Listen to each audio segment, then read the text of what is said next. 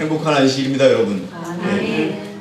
오늘 이 귀한 날에 오직 우리 그리스도, 예수 그리스도께로만 오는 그런 평안과 행복으로 우리 오늘 즐거운 안식을 보내시길 진심으로 바라겠습니다. 아멘. 여러분들, 오늘 제가 준비한 말씀의 제목이 무엇입니까? 교회는 하나님의 아내다. 교회는 하나님의 아내다. 다시 한번 말씀드리면 여러분은 하나님의 아내인 것입니다. 우리가 오늘 이 교회가 하나님의 아내라는 어떤 내용을 가지고 우리의 삶과 우리의 믿음 생활이 어떻게 해야 하는지를 한번 되짚어보는 그런 시간을 갖도록 하겠습니다. 여러분이 잘 아시다시피 우리 사랑하는 우리 창녕의 형제들이 51년 운동으로 지난 안식일에 공식적으로 선택해서 떠났다는 이야기가 들립니다. 정말 가슴이 아픕니다. 그러나 오늘 그분들에게 이런 말씀을 드리고 싶습니다.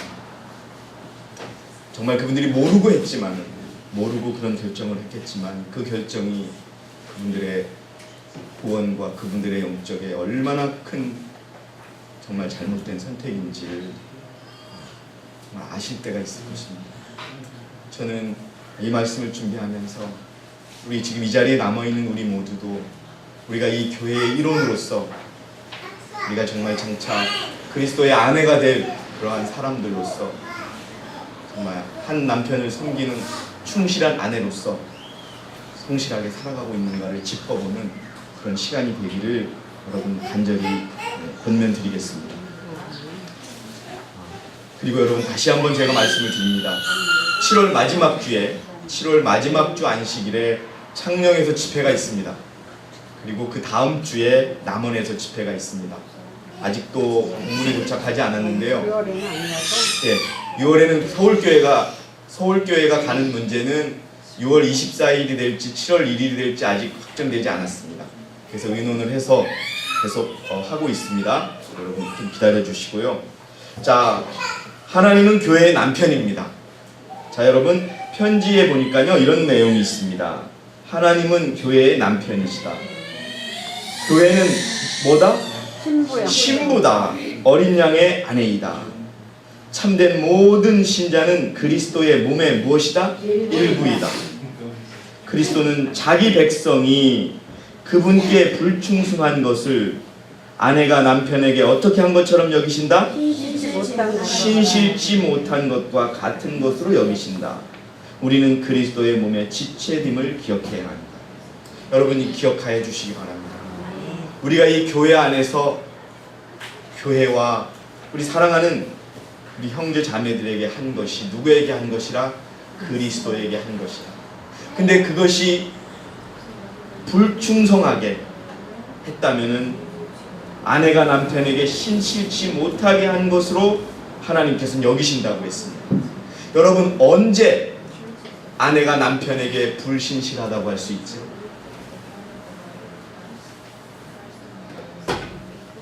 아내가 남편의 뜻대로 하지 않고 최종적으로는 아내의 마음에 남편이 있다 없다? 없고 다른 남편의 마음이 있을 때 신실지 못한다고 할 수가 있는 거죠. 여러분, 우리가 말하는 바로 이것이 영적 간인 것입니다. 기억하시기 바랍니다. 모든 신자는 그리스도의 몸의 일부이다라고 하는 것이지. 자, 천지 177 1901년도에도 나옵니다. 교회는 신부다. 어린 양의 아내이다. 그녀는 자신을 순결하고 성스러고 거룩하게 간직해야 된다. 누구에 대하여? 그렇습니다. 남편인 그리스도에 대하여 우리가 순결하고 성스럽고 거룩하게 우리를 보존하고 간직해야 됩니다. 어떤 종류의 어리석은 짓도 탐닉해서는 됩니까? 안 됩니까? 안 되는 겁니다. 이는 그녀가 왕의 신부이기 때문입니다. 그러나 그녀는 자신의 지고한 유치를 실감하지 못하고 있다. 그가 만약 이것을 깨닫는다면 내적으로 모든 것이 영광스러울 것이다.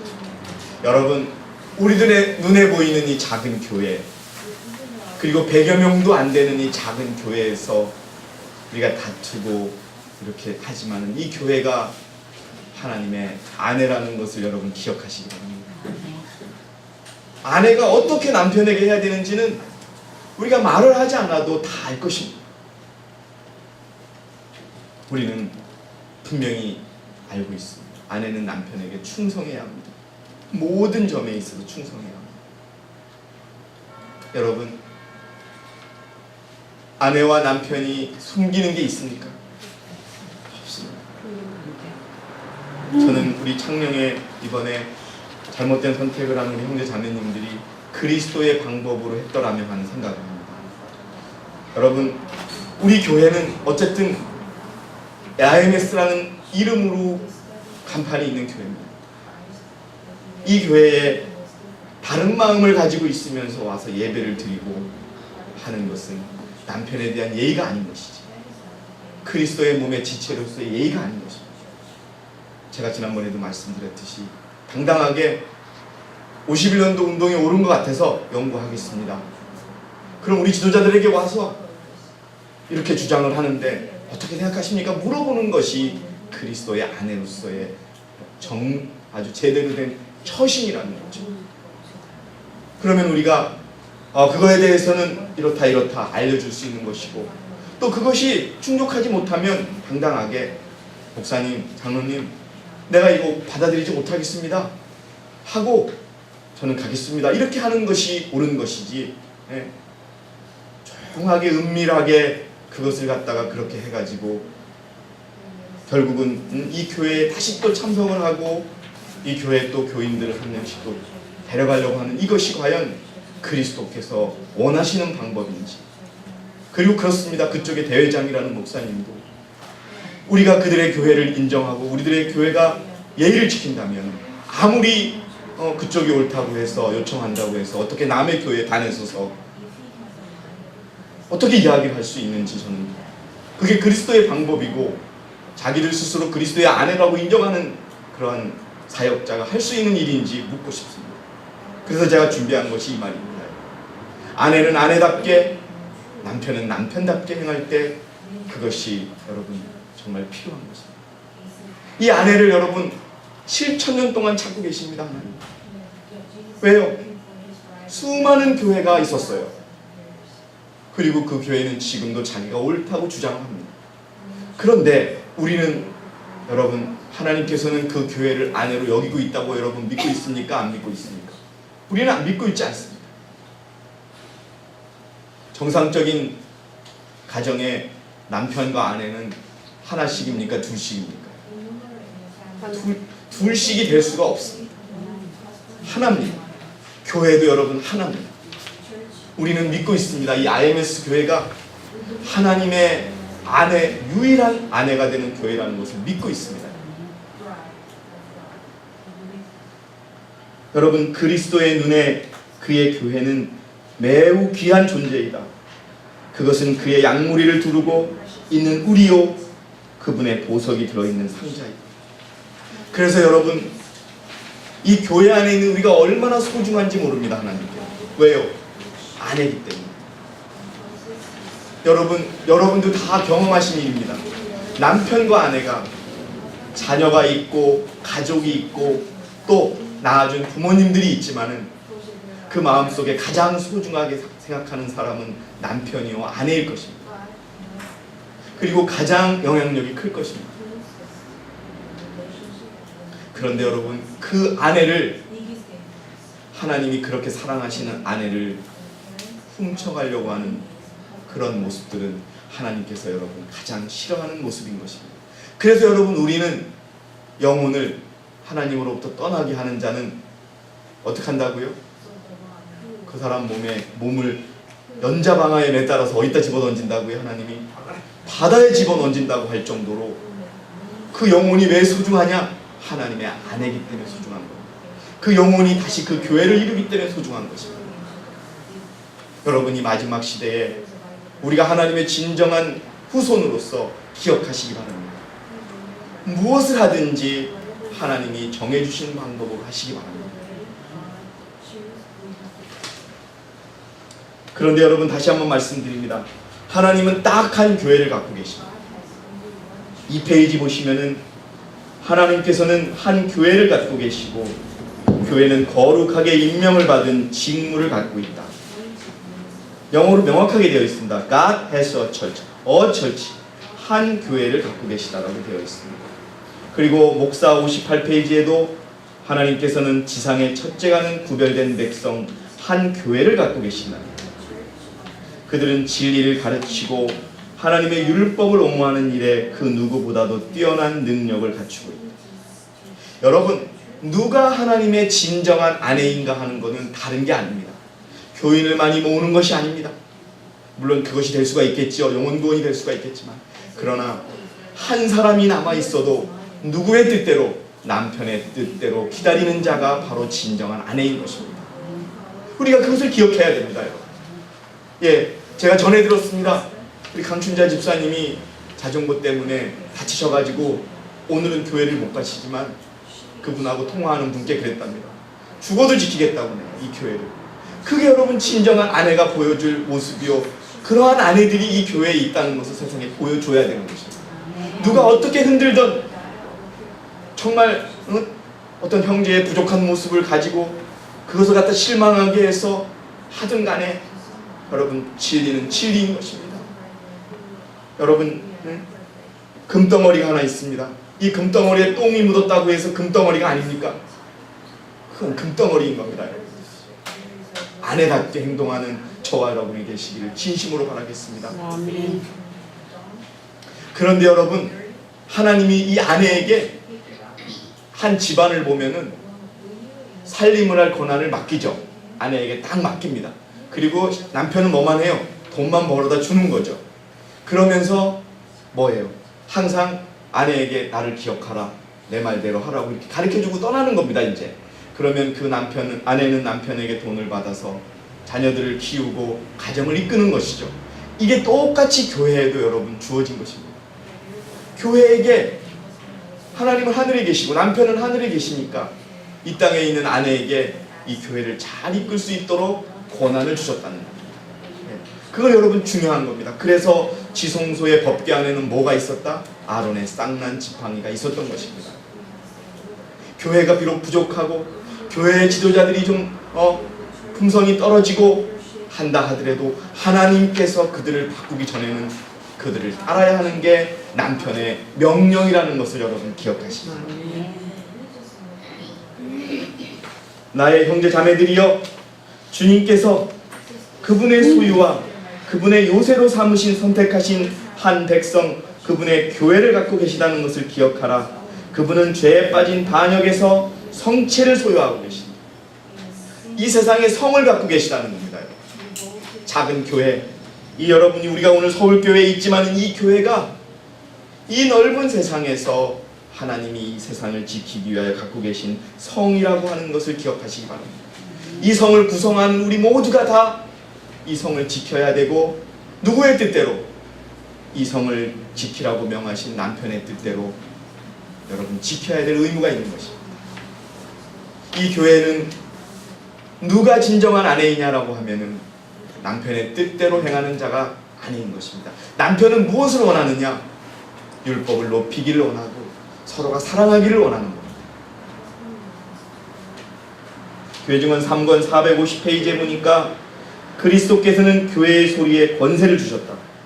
진실로 너희에게 이르노니 무엇이든지 너희가 땅에서 매면 하늘에서도 매일 것이요 무엇이든지 땅에서 풀면 하늘에서도 풀리리라.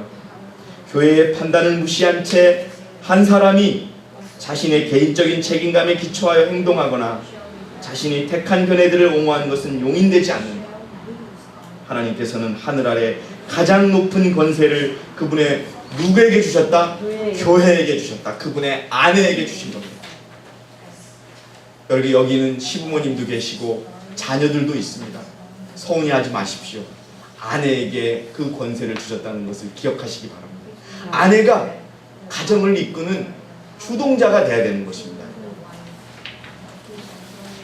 그런데 이 아내가 조금 부족한 사람이 세워졌고 조금 부족한 모습이 있다고 해서 그 아내를 뒤에서 비난하고 또 그 아내를 공격하고 여러분, 그런 일은 하나님을 공격하는 일과 똑같습니다. 여러분, 이 세상의 남편도 자기 아내가 나쁘다고 부정하다고 비난하면 그 남편이 여러분 가만히 있습니까? 절대 가만히 안 있어요. 다른 거는 참을지 몰라요. 그 아내가 다른 남편을 흠모했다고 거짓으로 여러분 고소하고 고발하면 그 남편이 가만히 있을까요? 결코 가만히 안 있습니다. 그래서 여러분 중요합니다. 이 교회를 헐뜯지 마시고 하나님의 아내를 헛뜯는 것입니다. 무서운 일이 우리들이 아무 생각 없이 일어나고 있는 거죠. 교회에는 그리스도를 대신하여 행동할 권한이 주어져 있다. 그것은 하나님의 백성들의 질서와 기강을 보존하기 위한 그분의 기구이다. 여러분, 교회의 질서, 우리 눈에 보이는 이 서울교회의 행정위원회의 결정, 대외 행정위원회의 결정, 그게 여러분 하나님이 이 교회를 지키기 위한 도구라는 것을 기억하시기 바랍니다. 아무리 그들이 잘못할 수가 있습니다. 그렇다 하더라도 여러분, 그것이 그분들이 다시 바꿀 수 있도록 우리가 정말 형제를 가지고 권면해야 되는 것이지, 그걸 흠잡거나 뒤에서 비난해서는 결코 안 되는 것입니다. 주께서는 교회의 번영과 순결과 질서에 관한 모든 문제를 해결할 권한을 교회에 위임하셨다. 교회에는 비그리스도인적 행동으로 진리에 오명을 끼치는 적합하지 않은 자들을 교회의 친교로부터 제외시키는 책임이 주어진다. 교회가 하나님의 말씀을 통하여 주어진 지시와 일치되게 행하는 것은 무엇이나 하늘에서 재가를 받게 될 것이다. 여보, 잠깐만 이 전화를 좀 받아주실래요? 차를 빼달라고 하는 것 같아요. 여러분, 여기 지금 뭐라고 되어 있지요? 교회에는 비그리스도인적인 행동으로 진리에 오명을 끼치는 적합하지 않은 자들을 교회의 친교로부터 제외시키는 책임이 주어진다. 이게 뭐예요, 여러분? 이 교회와 하나가 될 수 없는 사람들은 교회에서 뭐라고요? 과감하게 분리시키는 책임이 있다는 거예요. 여러분, 1951년도 11명 중에 3명을 14명이 출교를 시켰습니다. 그것은 대총회가 가지고 있는 정당한 권한이었습니다. 그러나 여러분 한번 뒤집어 보십시오.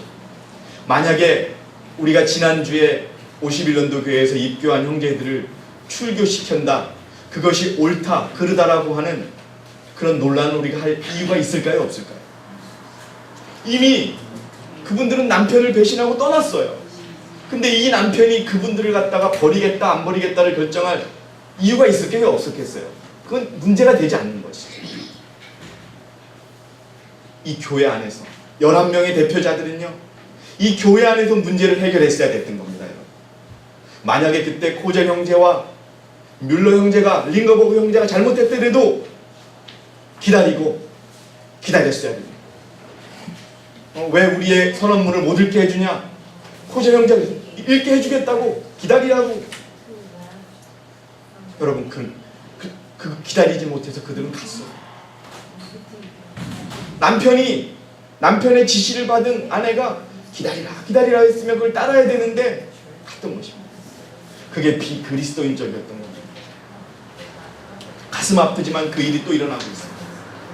그러나 여러분, 몰라서 그렇습니다. 그분들 그때 그 51년과의 분리에 너무나 많은 일들이 있었고, 1990년대 초반까지는요, 제가 외국인 목사님한테 들었는데 51년도 운동에 계신 지도자들은 IMS가 원조라고 다 얘기했습니다.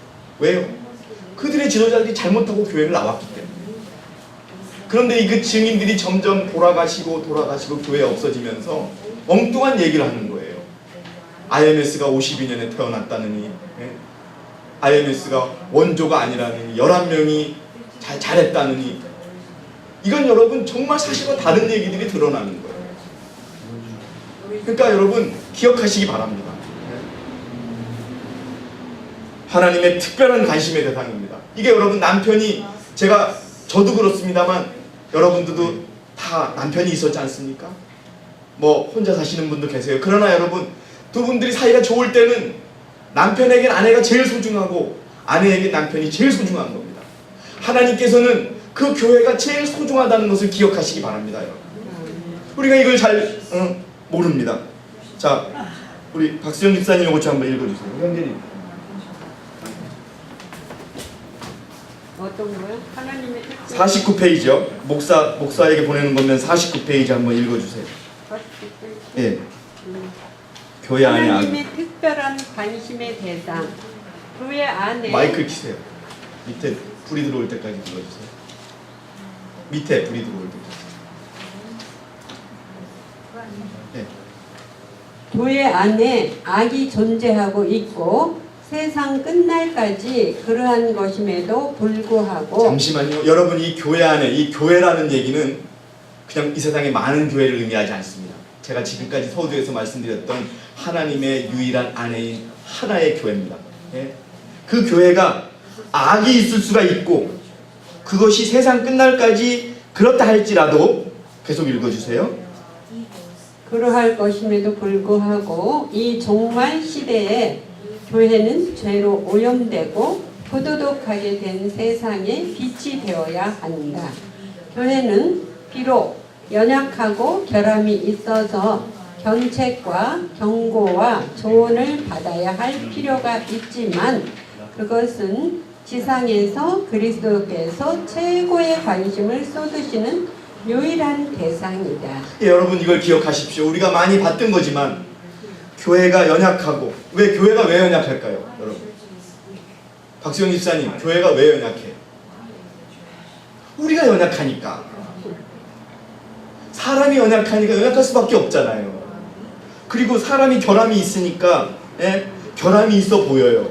그러나 교회가 최고의 관심으로 생각한다는 것을 하나님이 최고로 관심 있어 하는 대상이라는 걸 잊지 마시기 바랍니다. 그래서 교회는 하나님의 은혜가 실현되는 장소요. 하나님은 그 안에서 심령을 변화시키는 당신의 능력을 나타내시길 기뻐하십니다. 여러분 그리스도께서 십자가에 달려 돌아가셨어요. 우리가 오늘 무덤에서 쉬신다는 주제로 교과를 배웠습니다. 1888년에 하나님이 사랑하는 아내에게 주신 기별이 뭔지 아세요? 사실 여러분 아내가 남편을 사랑한다는 아내가 잊어버리고 있어요. 뭐를?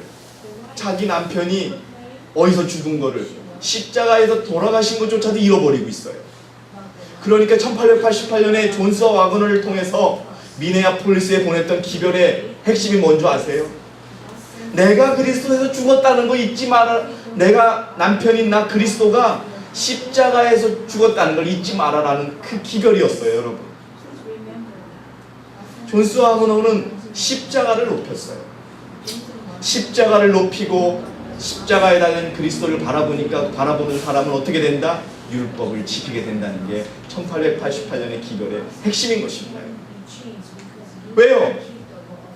남편이 아내에게 자꾸 경고를 줬어요. 에? 남편이 자꾸 자기 부인이 자기 일을 안 해요. 에? 아내가 해야 될 거 남편만을 생각해야 되고 남편이 사랑하는 자녀들을 돌봐야 되고 살림도 잘해야 되고 그래야 되는데 남편이 가끔 어디 왔다 집에 와 보면은 안 하고 있어요.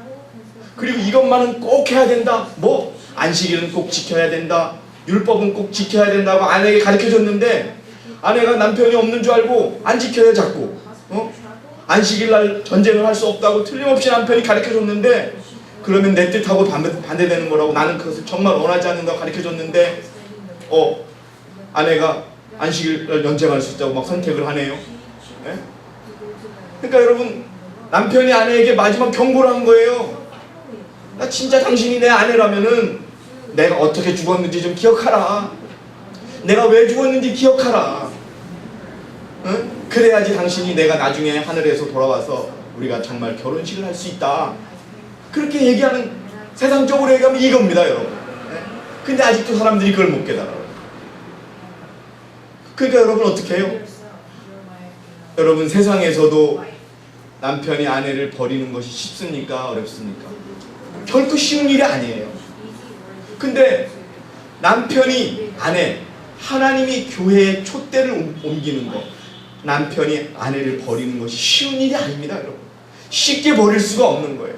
그런데 이 땅의 교회를 여러분 7개나 하나님이 버리셨어요. 왜요? 하나님이 도저히 견딜 수 없는 상황이 됐기 때문에. 우리가 그걸 여러분 기억하셔야 되는 거예요. 사도행적에 보니까 영적 암흑기에 하나님의 교회는 산 위에 세운 도성이었습니다.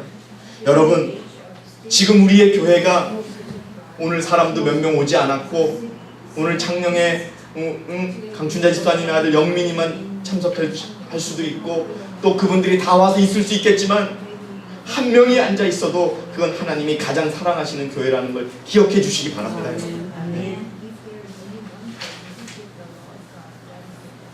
그래서 여러분, 남편이 계속 아내에게 아내요, 내 말을 따라야 된다, 내 말을 따라야 된다라고 했는데 안 들으니까 하나님이 마지막으로 경고를 했어요. 그 경고가 무엇이냐? 자, 계시록 3장 15절 4페이지에 15절 16절 한번 읽어주세요, 집사님. 4페이지 마지막 부분입니다.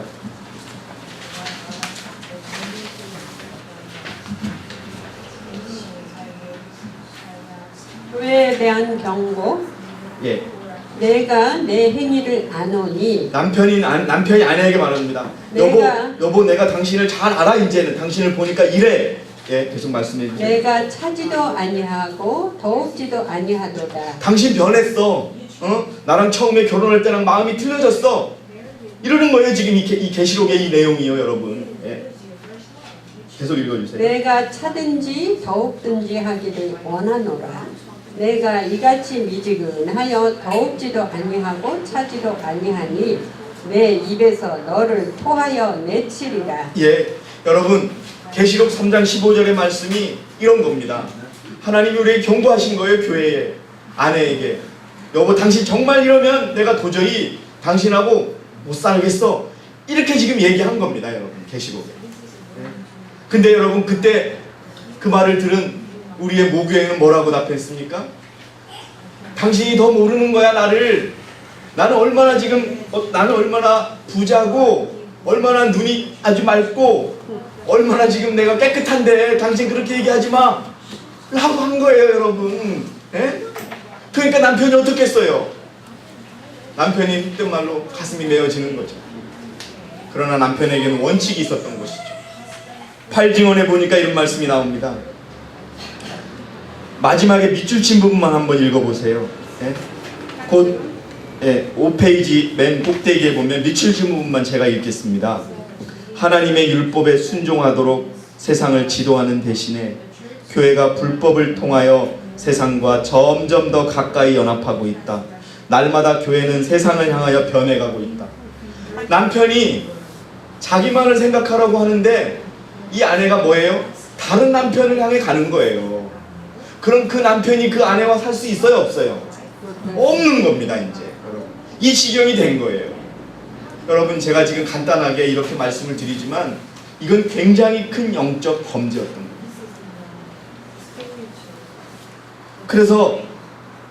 그래서 남편이 교회에게 힘을 주기 위해서 여러분 우리를 보낸 겁니다. 네.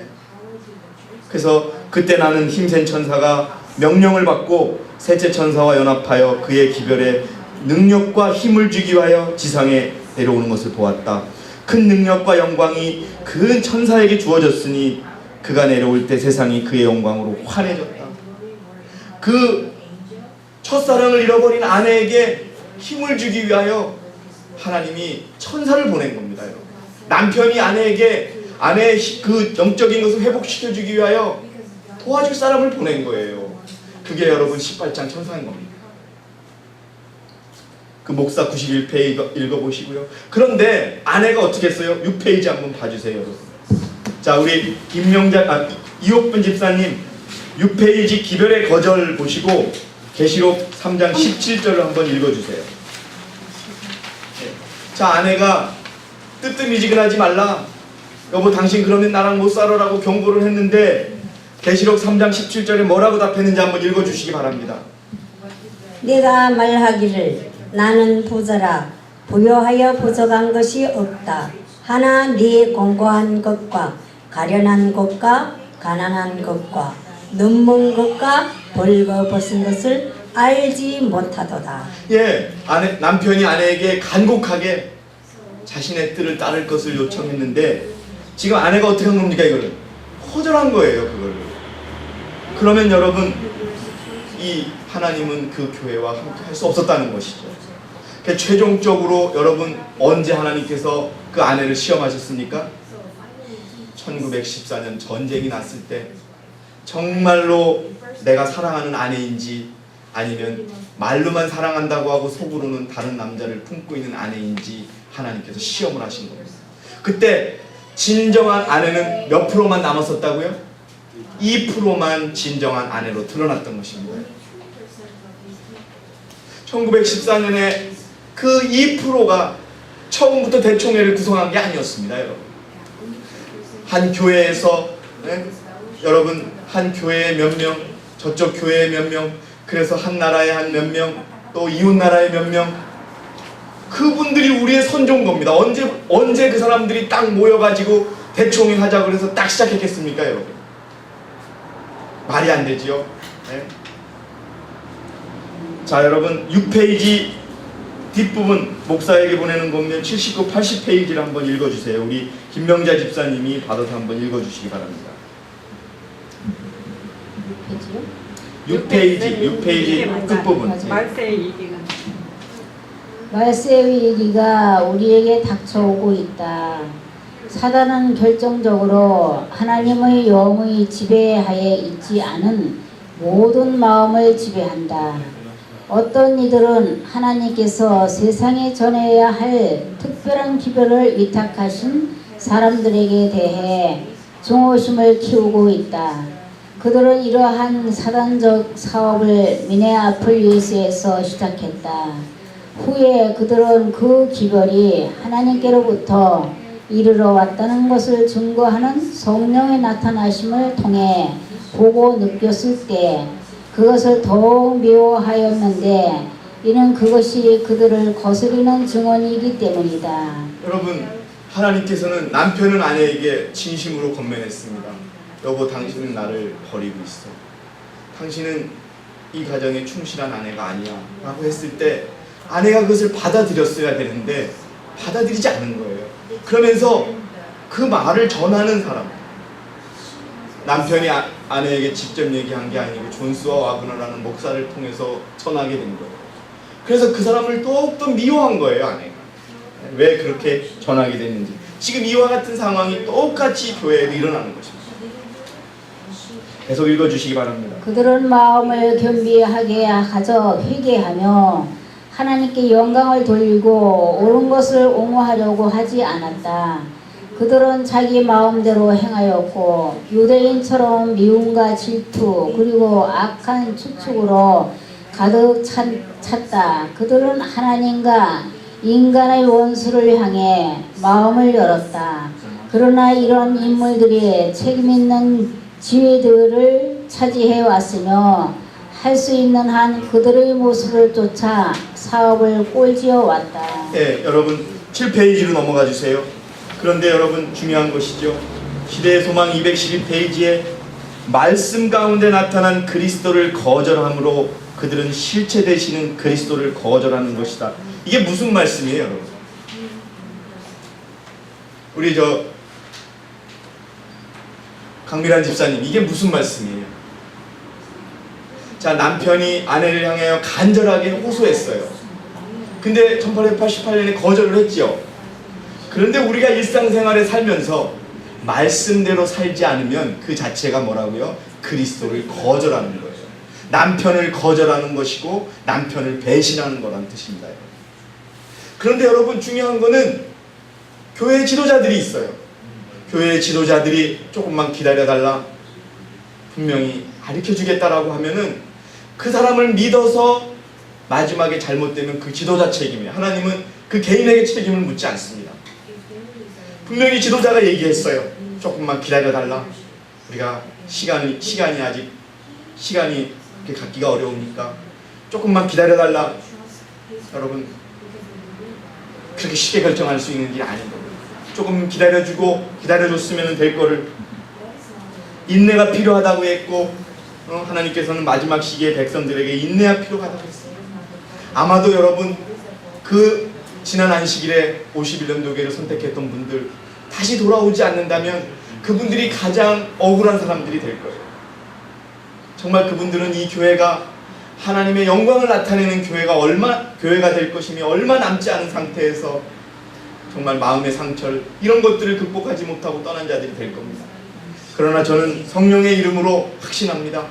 우리가 기도하고 정말 우리가 노력할 때 하나님은 그들의 마음을 돌려주실 것을 믿습니다. 여러분. 그래서 여러분 기억하세요. 우리도 예수님을 거절할 수 있다. 언제?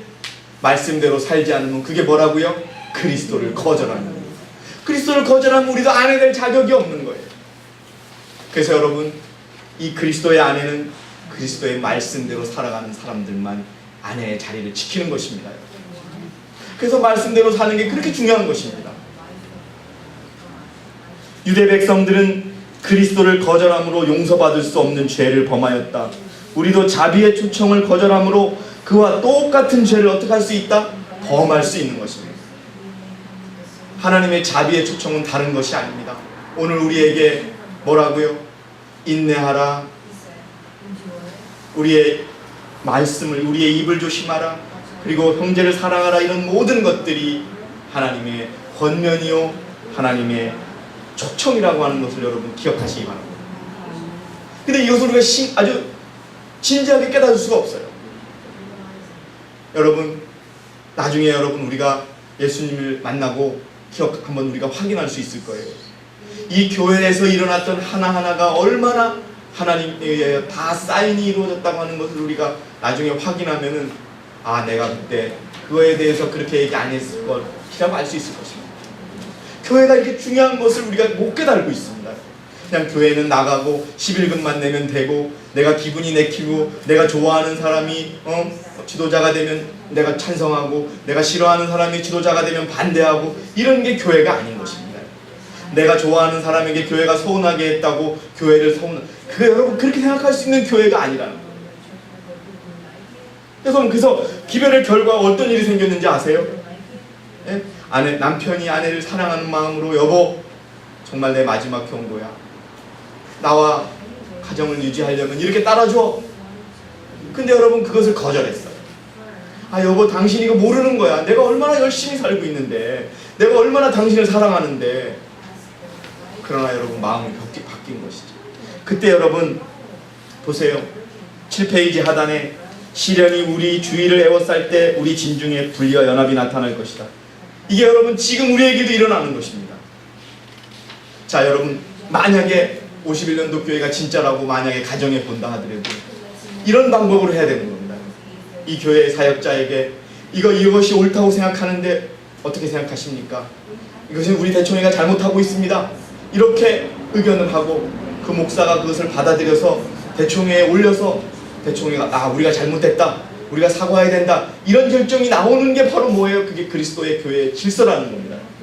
그냥 자기가 판단해서 이것은 틀렸어. 그 마음을 먹는 순간에 이미 그는 남편을 배신하는 자가 되는 거예요. 자 여러분 8페이지 가시기 바랍니다. 그러면은 그렇게 남편과 아내가 헤어질 상황이 됐을 때 언제까지 견뎌내느냐 아내가. 여러분 이것이 중요합니다.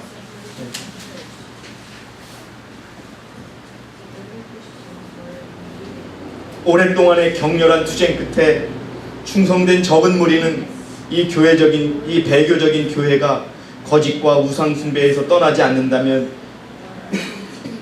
그들과 연합할 수 없다고 결정하였습니다. 그들은 하나님의 말씀을 순종하기 위하여 그와 같은 분리가 절대적으로 필요하다는 사실을 깨달았다. 이 남편은 무엇입니까 여러분? 교회와 헤어지는 것, 교회를 떠나는 것, 제가 잘못 말씀드렸습니다. 이 교회와 헤어지는 것, 우리가 일곱 개의 교회가 이 성경에 있고 이 역사에 있었습니다. 그 교회가 다 처음에는 하나님의 사랑하시는 아내였습니다. 근데 그 사랑하는 아내로서 역할을 떠났을 때 그 안에 있던 교인들이 그 교회를 어떻게 떠나느냐를 지금 보자는 겁니다. 여러분, 사도교회가 천주교회를 떠났을 때 쉽게 떠난 게 아닙니다. 몇 년을 싸웠습니다. 여러분, 1914년에 출교를 당한 형제들이 교회라는 이름으로 처음에 모인 그때가 몇 년이나 지난 데냐? 1914년에 출교를 당하고 1919년에야 처음으로 교회라는 이름으로 모였었습니다. 그들은 여러분이 잘 아시다시피 프리덴사우 대총회에 가서 재림교회를 향하여 전쟁의 때 우리를 출교시킨 것이 잘못됐으니까 다시 한번 생각해보라고 권면까지 하려고 준비를 했었어요. 그리고 계속 그 교회를 위하면서 기다렸습니다. 대총회장이 코젤 형제와 뮬러 형제가 회의를 조금 잘못 이끈다고 해서 그것을 받아들이지 않고 바로 장소를 떠나가지고 이틀 후에 대총회장을 뽑는 그런 일을 범하지 않았다는 겁니다, 여러분. 저는 51년에 그 11명의 목사들이 그 장소를 떠나서 아무것도 하지 않고 기도만 하고 있었다라고 하면 난 그들이 정당하다고 믿습니다. 그러나 그들은 떠나자마자 대총회장을 뽑고 14명을 인정하지 않는 결정을 내렸어요. 뭐라고 했는지 아세요? 처음에 11명이 편지를 보냅니다. 읽게 해달라고. 자기들이 떠난 이유는 선언문을 못 읽게 해서 떠난 것이라고 주장을 합니다. 근데 그게 사실이 아니었습니다. 떠난 사람들에게 답장이 이거, 제가 그 답장도 다시 다 번역을 하고 있는데 이렇게 답합니다. 사실이 아닙니다, 형제들. 우리는 형제들의 선언문을 들을 준비가 되어 있습니다. 그런데 그 전에 콜프만 형제의 말을 먼저 듣기로 우리가 결정하지 않았습니까? 그 말을 듣고 나서 우리는 형제들의 선언문을 읽을 것입니다. 돌아오시기 바랍니다. 답변이 없어요, 그거에 대해서는. 명확하게 여러분 말해 주십시오. 네? 우리는 호젤 형제와 뮬러 형제는 결정했었어요. 혼자 결정한 게 아니에요. 그들이 있었어요. 11명이 있을 때 결정을 했어요. 25명이 좋습니다.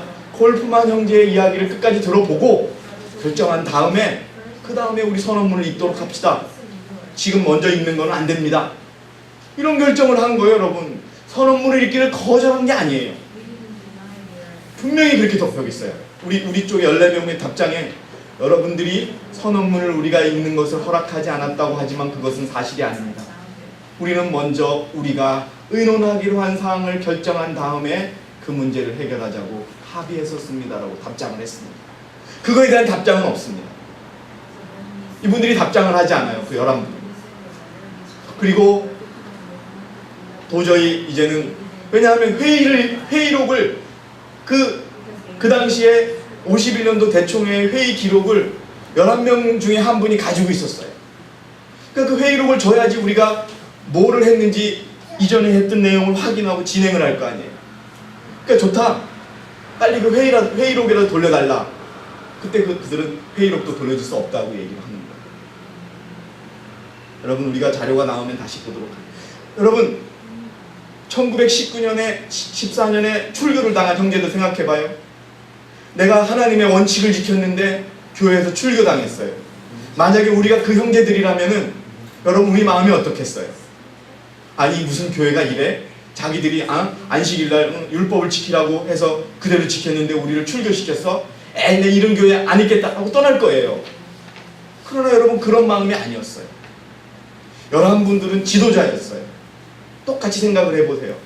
정말 그 형제들이 정말 죄를 지은 사람을 옹호하고 그랬다고 쳐도 그들이 바뀔 수 있도록 기다렸어야 돼요.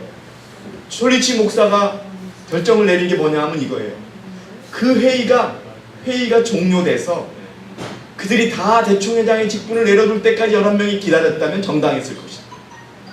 근데 그들은 그걸 못 참고 떠난 거예요. 여러분, 이 역사가 가려져 있어요.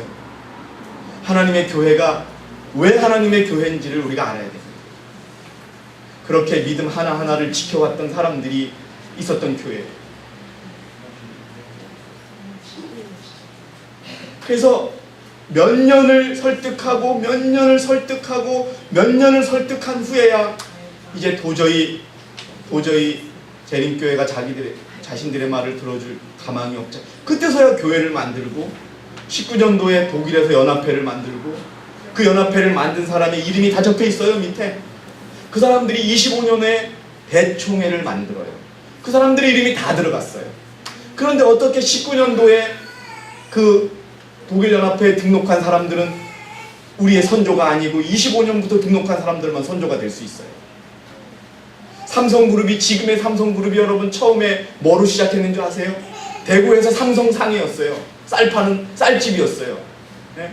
그렇다고 해서 삼성그룹이 삼성상해를 우리의 원조라고 인정하는 게 인정을 합니다. 이병철 회장이 처음에 대구에서 차린 삼성상해가 우리의 원조라고. 출교를 당한 그 사람 하나하나가 원조가 되어서 2014년에 100년을 맞이했던 겁니다. 어떻게 딱 회의하자고 모여서 25년도에 딱 시작한 사람들만 우리의 원조가 됩니까? 아마 우리 원조들이 서운하다고 할걸요? 그들의 주장은 앞뒤가 안 맞는 거예요.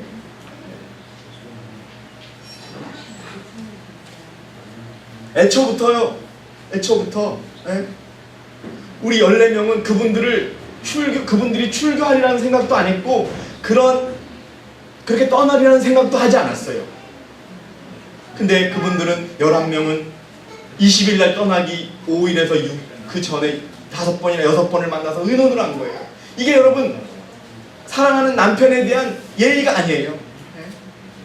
여러분 예수님이 십자가에 달려 돌아가실 때 이런 속된 말로 표현해서 뭐하지만 끽소리라도 하시고서 항의라도 했어요. 그냥 당하셨어요. 왜? 하나님을 믿었기에, 또 그분이 죄인이었기에 그렇게 할 수밖에 없었어요. 이 교회에서 조금 인간적으로 서운하다고 해서 그 법도를 정말 깨는 우리가 돼서는 결코 되지 않습니다. 여러분 대하는 것도 마찬가지입니다.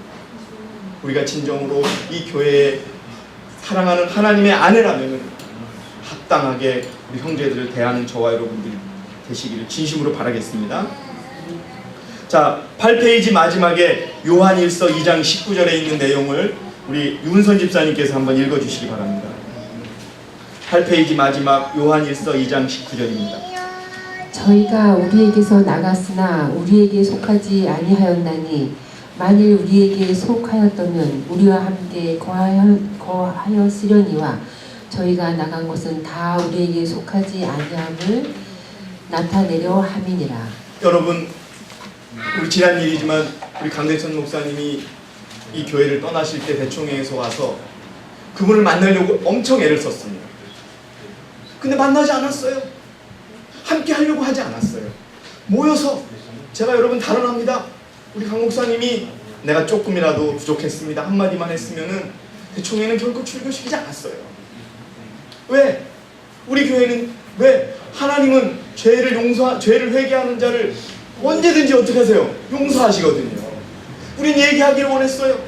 같이 모여서 얘기하고 무엇이 잘못됐는지 얘기하고, 그러면은 우리도 잘못한 게 있으면 용서하고 그쪽도 잘못한 게 있으면 서로 회개하는 게, 그게 그리스도의 방법이지 않습니까? 근데 여러분, 사단은 그런 대화를 원하지 않아요. 무조건 떠나게 합니다. 만나지 않게 해요.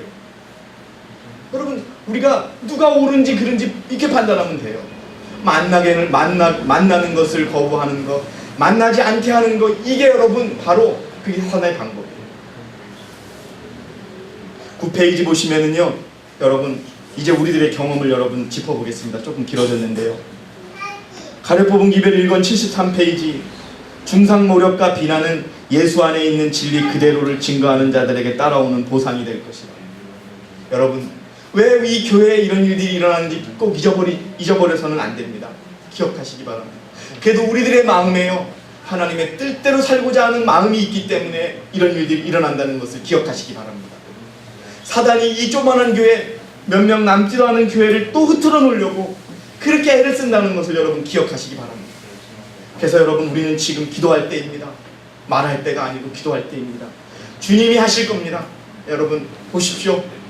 언젠가 정말 이 일이 어떻게 풀리는지 여러분 보십시오. 주님의 손에 의해서 풀릴 것입니다. 죄에 대하여 분명한 증언을 전하는 자들은 당신의 이름으로 이 사업을 수행하도록 명하신 주님께서 당하신 것처럼 분명히 미움을 받게 될 것입니다. 그리스도와 마찬가지로 저들은 교회의 원수이며 신앙의 원수라는 칭호를 받게 되고 하나님을 영화롭게 하기 위한 저들의 노력이 열렬하고 진실할수록 경건치 못한 자들과 위선자들의 적이는 더욱 격렬해질 것이다. 그러나 우리들은 그러한 대우를 받는다고 해서 결코 실망해서는 안 될 것입니다. 여러분, 앞으로 교회는 더욱더 환난과 위기에 처할 것입니다. 그때 여러분, 우리는 남편의 말을 기억하는 아내가 되기를 진심으로 바라겠습니다. 한 가정이 유지되기 위해서는 다른 사람의 말을 들 필요가 없습니다. 오직 아내는 남편의 말을 듣고 남편은 아내의 말을 듣는 가정이 화합할 수 있는 것입니다. 여러분, 이 말에 동의하십니까? 네, 그거밖에 없습니다. 자, 9페이지 마지막 부분도 한번 읽어주시기 바랍니다. 오늘날 교회가 주의해야 할 더욱 중요한 문제가 또 하나 있다. 사도 바울은 무릇 그리스도 예수 안에서 경건하게 살고자 하는 자는 핍박을 받으리라고 말하였다. 그러면 박해의 불이 거의 꺼진 듯이 보이는 것은 무슨 이유인가?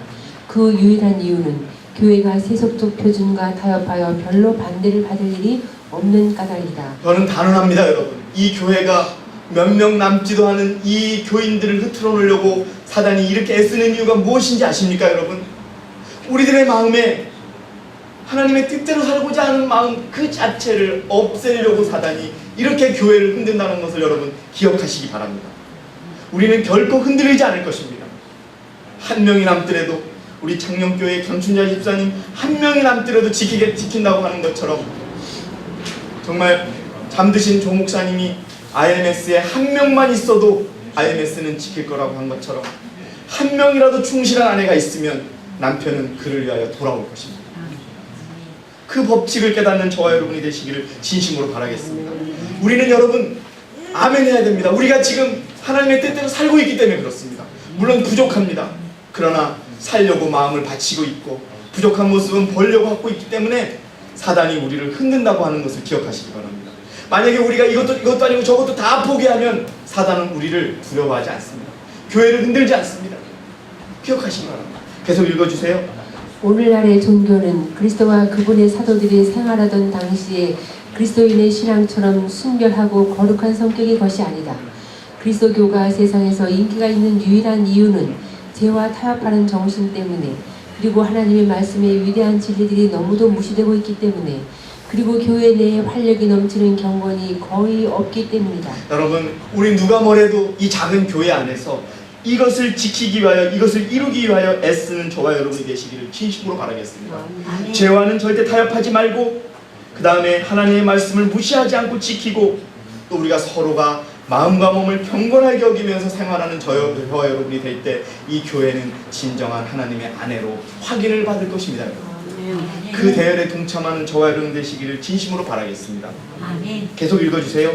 초대교회의 신앙과 능력이 되살아날 때에 박해의 정신은 다시 나타날 것이며 핍박의 불길은 다시 타오를 것이다. 예, 여러분 마지막 10페이지 보겠습니다. 10페이지의 내용은요, 우리 잠시나마 이 교회를 떠난 형제들에게 권하고 싶은 말씀입니다. 나는 자비의 형제들이 위 형제 주위에서 움직이는 것을 보았다.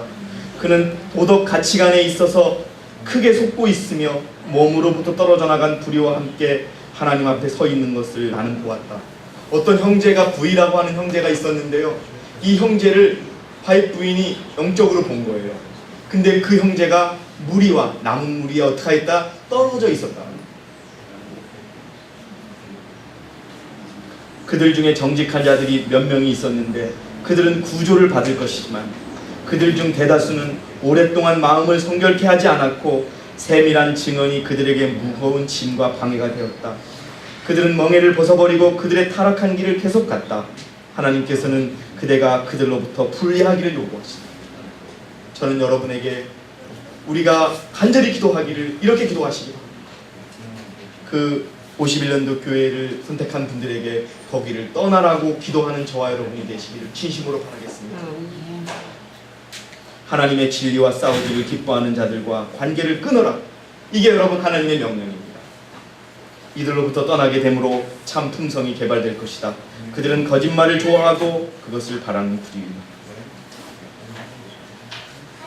저는 오늘 교회는 하나님의 아내라는 말씀으로 준비했습니다. 내용이 좀 길었는데요, 여러분 기억하시기 바랍니다. 교회가 하나님의 아내입니다. 그리고 여러분, 우리가 하나님의 아내입니다. 그런데 이 아내는 아직 결혼식을 하지 않은 아내입니다. 그 결혼식에 우리가 입고 갈 준비가 필요합니다. 그것이 무엇입니까? 그리스도 우리의 의라고 하는 옷입니다. 근데 그 교회는 어디에 있다고요? 그 옷은 어디에 준비해 있다고요? 교회에 있습니다. 하나님의 참 교회에 있습니다. 여러분이 참 교회에 있다는 걸 감사하시고 그리스도가 진정으로 사랑하는 아내가 되기 위하여 우리들의 부족한 모습들은 오늘 버릴 수 있는 저와 여러분이 되시기를 진심으로 바라면서 오늘 준비한 모든 말씀을 마치겠습니다. 감사합니다.